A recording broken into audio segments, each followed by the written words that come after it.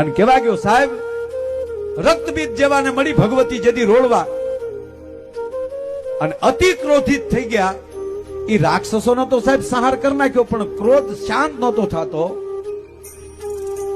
અને પછી તો આડા આવ્યા, એને ધબધબાટી મળ્યા ભગવતી બોલાવા. દેવતાઓ ભાગ્યા કે આ તો માં આપણને મૂકે એમ નથી.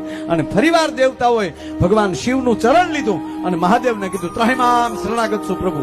કે કા કે રાક્ષસોને માએ મારી નાખ્યા, પણ ક્રોધ શાંત થતો નથી ને હવે તો જે આડા આવે એને માં ઉપાડી લે છે. હવે કરવું શું? ત્યારે ભોળાનાથે કીધું, હું એટલે જ તમને કહેતો હતો કે અમુક કામ માને ન હોપાય તમારે.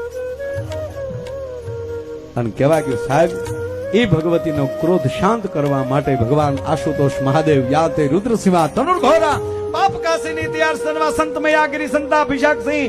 ઈ ભગવતીની આડા જેથી એમ કહેવાય કે ભગવાન શિવ સૂઈ ગયા રસ્તામાં, અને શિવ જ્યાં રસ્તામાં સૂતા અને માં ભવાનીને જ્યાં પગ મૂકવા જાવો, નીચે જોયું તો પ્રભુ મહાદેવ સૂતેલા અને પગ અટકી ગયો કે હાય હાય, આગળ મારથી ભયાનક ભૂલ થઈ જાત, પ્રભુ ઉપર પગ દેવાઈ જાત.